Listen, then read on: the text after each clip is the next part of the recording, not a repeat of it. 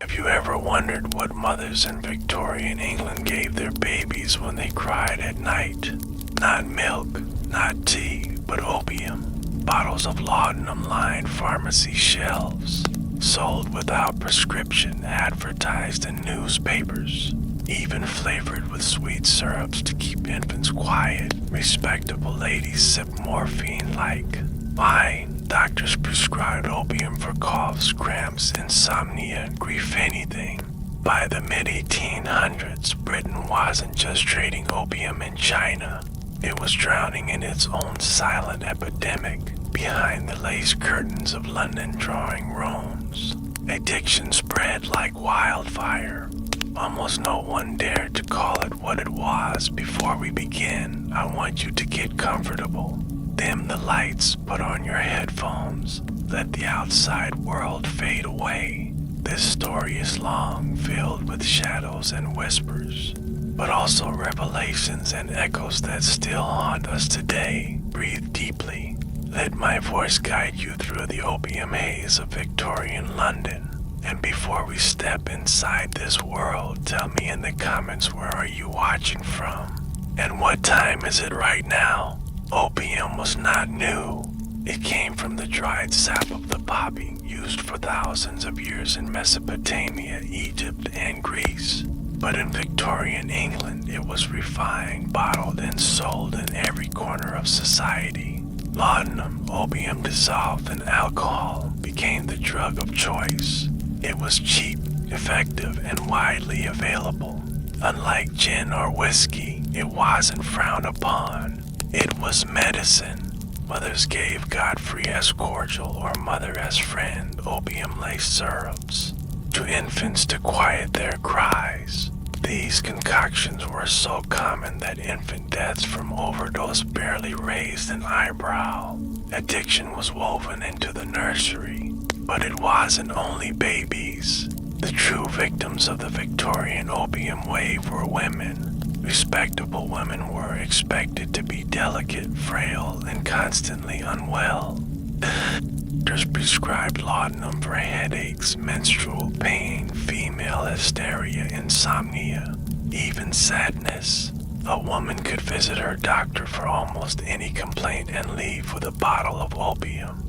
It was socially acceptable, unlike alcohol, which was considered unfeminine. Men drank, women dosed. In fashionable drawing rooms, women sipped laudanum discreetly from little glass vials. Writers like Elizabeth Barrett Browning relied on it to dull lifelong pain. Mary Todd Lincoln, wife of the American president, struggled with addiction after the death of her son. And even Queen Victoria herself was said to have used opiates behind the image of the angel in the house. Many women lived in quiet dependence, their bodies racked by an unspoken craving. But if women floated through life in a haze, London itself was drowning. Imagine Victorian London, gas lamps flickering through fog, horse carriages rattling over cobblestones, the Thames reeking of sewage, and layered on top of it all,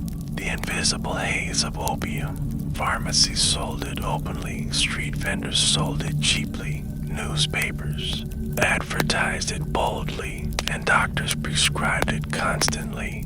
By the 1860s, one historian estimates that over 200,000 people in England were dependent on opiates.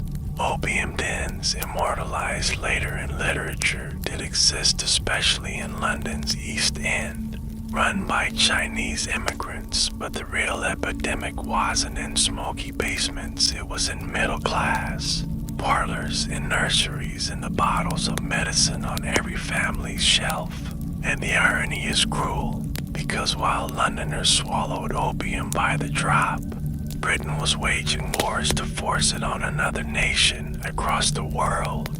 Britain fought brutal wars against China in the 19th century to keep the opium trade alive. Millions of Chinese became addicted, their society destabilized by the very drug Britain was quietly consuming at home. The hypocrisy was staggering. British officials condemned opium smoking in Chinese dens as barbaric. even as their own wives dosed themselves with laudanum by the fire. Empire was built on poppy sap, but some Victorians did begin to notice the cost, and their words still haunt us.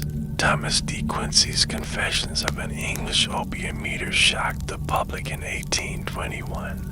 Exposing the ecstasy and despair of addiction, Samuel Taylor Coleridge, the great poet, wrote Kubla Khan and an Opium Dream.